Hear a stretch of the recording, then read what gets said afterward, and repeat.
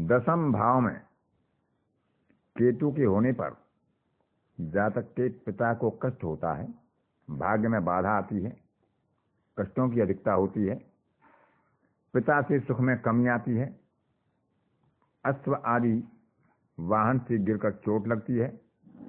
लेकिन यदि मेष, वृष, वृश्चिक और कन्या लग्न हो तो इसके शत्रुओं का नाश होता है, या ये राशियां दसम भाव में हों तो अभी वह शत्रुओं का नाश करने में सक्षम होता है। काले पदार्थों में इसे रुचि होती है, उनसे लाभ भी इसे होता है। लेकिन स्वयं वायु रोग से पीड़ित होता है। शुभ ग्रहों के प्रभाव में हो तो शुभ फलों में वृद्धि होती है। फिर भी दसम भाव का केतु पिता के सुख में कमी करता है, वाहन से पीड़ा करता है और शत्रुओं को जीतने वाला बनाता है। यदि दसम भाव में केतु के साथ नवमेश या पंचमेश बैठ जाए तो राजयोग कारक होता है। दसम का केतु व्यापार के लिए शुभ नहीं है। चर राशि में हो तो विदेशों से और प्रवास से भाग्योदय होता है। स्थिर राशि में अपने जन्म स्थान पर ही उसे सफलता प्राप्त होती है। द्विस्वभाव राशि का केतु होता है तो उसे कभी प्रवास और कभी अपने स्थान पर लाभ होता है। फिर भी मन में उसकी बेचैनी रहती है, चोरों से कष्ट होता है, पांव में रोग होता है। दशमेश भी यदि अच्छी स्थिति में हो और नवमेश पंचमेश केतु के साथ दशम में बैठे तो यह एक राजयोग कारक है। राज्य से लाभ या किसी पद प्रतिष्ठा का लाभ और उसे अच्छे गुणवान, यश, मान, सम्मान, आदर सत्कार की प्राप्ति भी कराता है। यदि उसके साथ कोई ग्रह बैठा होता है तो वह ग्रह जिस भाव का स्वामी होता है उस भाव के फल केतु फिर अधिक देता है या उन फलों की वृद्धि कर देता है। यदि 11वें भाव में लाभ भाव में केतु बैठता है तो अनिष्ट निवारक होता है। जातक को उत्तम भाग्यवान, उत्तम विद्वान, स्वरूपवान, उत्तम शरीर वाला, उत्तम वस्त्र आभूषण धारण करने वाला और तेजस्वी बनाता है। परंतु पंचम भाव में राहु होने पर इसकी संतान अभागी या भय से पीड़ित होती है। जातक की स्वयं कांति, विद्या, आकृति सब उत्तम श्रेणी के होते हैं। उसके भाषण या उसकी वाणी में कुछ कर्कशता या शब्दों में कुछ असभ्यता या कटुता हो सकती है, लेकिन वह अच्छा विद्वान होता है, दर्शनीय होता है। लाभ भाव का केतु जातक के लिए सदैव लाभकारी होता है। सभी मनोरथों की सिद्धियों की वह प्राप्त करने वाला होता है। अच्छे कामों में उसका धन खर्च होता है।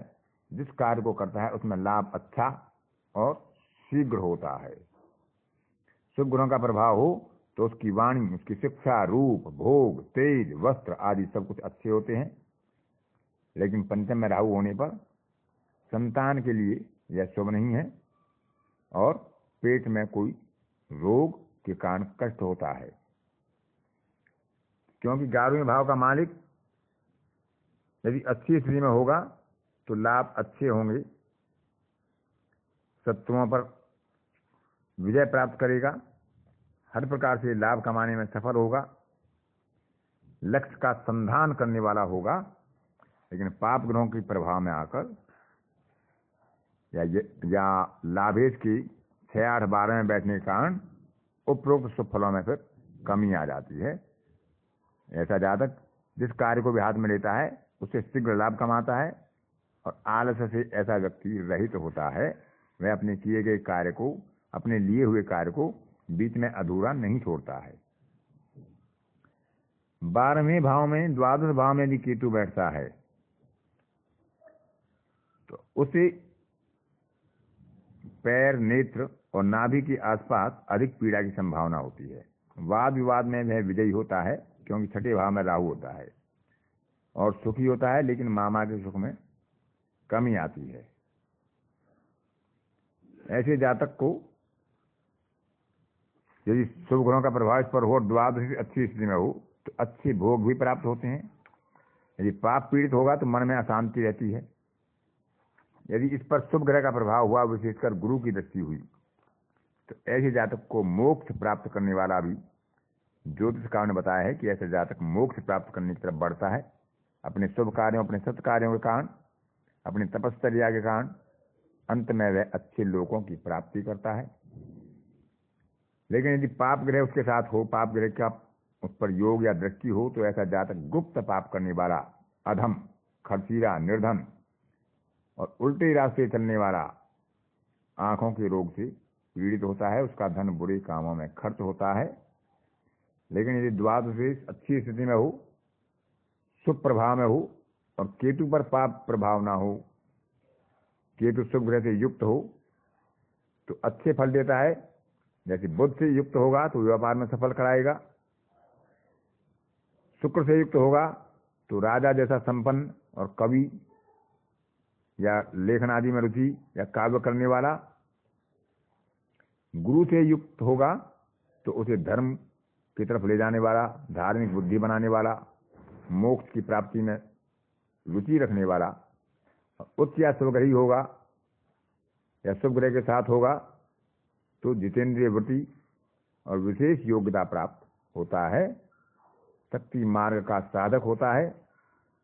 शुक्र और चंद्र यदि इसके साथ हों और उस पर किसी शनि या मंगल या राहु यानी पाप ग्रह का प्रभाव हो, राहु तो छठे में होगा, तो ऐसा जातक पाप कर्म में रत और व्यभिचारी भी हो सकता है। शुभ कर्मों के कारण, शुभ ग्रहों के कारण ऐसा जातक राजा के सामने सम्मान पूर्वक बैठने वाला और इसके सामने बोलने में या वाद विवाद में कोई व्यक्ति नहीं ठहरता है, यदि इस पर गुरु का या बुध का प्रभाव हो और पाप ग्रह का प्रभाव ना हो।